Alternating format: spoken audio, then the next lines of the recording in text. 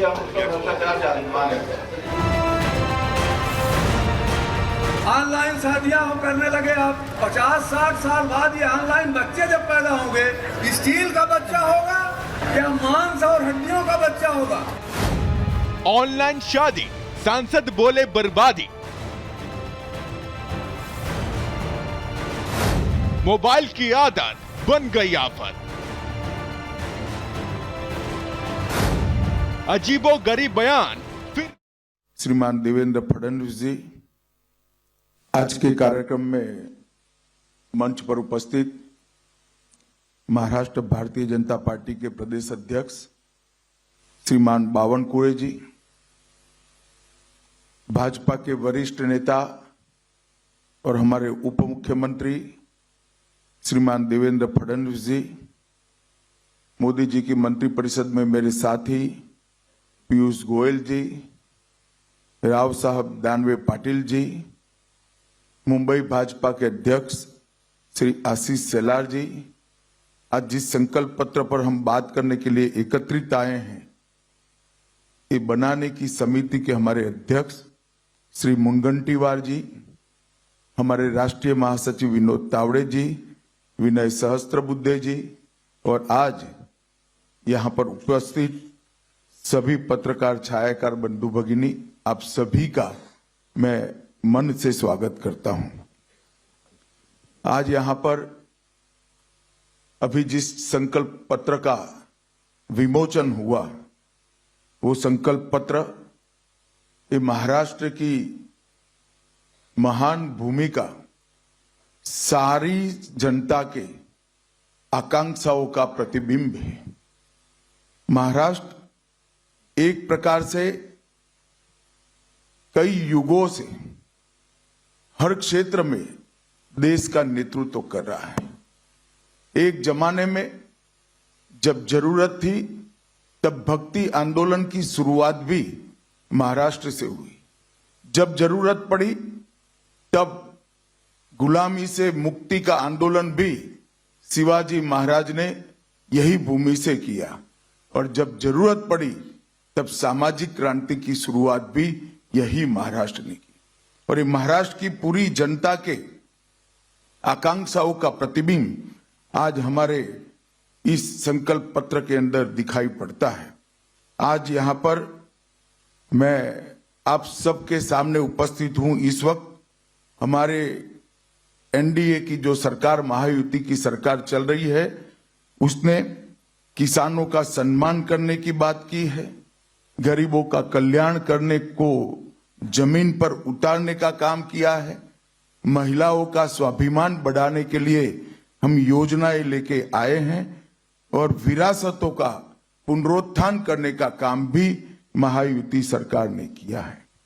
मित्रों, आज मुझे बहुत खुशी है कि जब मैं अंबेडकर जी की भूमि पर खड़ा हूं, तब अभी अभी कश्मीर में जो चुनाव हुआ, आजादी के बाद पहली बार कश्मीर का चुनाव के बाद मुख्यमंत्री का शपथ अंबेडकर जी ने बताए हुए संविधान से हुआ है।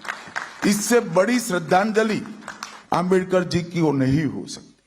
धारा 370 हटने के बाद पहली बार कश्मीर में भारत के संविधान की शपथ लेकर सरकार बनाने का काम हुआ और इसका पूरे देश को आज नाज है।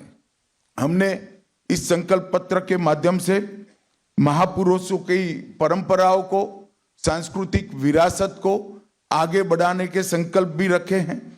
अराजकता फैलाकर विकास के नाम पर विफल राज देने वालों की विफलताओं से बोध लेते हुए मजबूत, समृद्ध और सुरक्षित महाराष्ट्र कैसे हो, इसका भी इसके अंदर आपको योजना दिखाई पड़ेगी।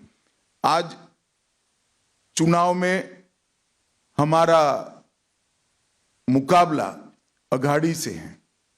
मैं निश्चित रूप से कहना चाहता हूं कि अघाड़ी की सारी योजनाएं सत्ता के लालच में तुष्टीकरण की है, विचारधाराओं का अपमान करने वाली है और महाराष्ट्र की संस्कृति से छल कर कर केवल सत्ता प्राप्ति के लिए आगे बढ़ने वाली विचारधारा है। मित्रों, मुझे गत चुनाव का परिणाम याद है। आज मैं महाराष्ट्र की जनता के सामने ये कहने आया हूं कि आप लगातार तीसरी बार महायुति की सरकार को आपका मैंडेट दीजिए। पहली बार 2014 में महाराष्ट्र की जनता ने महायुति को मैंडेट दिया, भारतीय जनता पार्टी के नेतृत्व में महायुति की सरकार बनी। 19 में भी मैंडेट भारतीय जनता पार्टी और महायुति के लिए था, मगर जनादेश का द्रोह कर सत्ता की लालच में वो जनादेश को नकारा गया और अंतोतगत्वा जो कृत्रिम होता है, जो बनावटी होता है, वो लंबा टिकता नहीं है। वो सरकार गिरी और फिर से महायुति की सरकार बनी। महायुति एक मुश्त होकर, एकजुट होकर मोदी जी के नेतृत्व में सिद्धांतों के आधार पर महाराष्ट्र का कल्याण करने के लिए आगे बढ़ रही है। और अघाड़ी की सरकार बनाने का जो लोग दावा कर रहे हैं, उनका चुनाव अभियान भी आंतरिक विरोधाभासों से घिरा हुआ है। मैं आज इस मंच से उद्धव ठाकरे जी को पूछना चाहता हूं, क्या वो कांग्रेस के नेता राहुल गांधी को इतनी विनती कर सकते हैं कि वीर सावरकर के लिए 2 अच्छे शब्द बोल दे?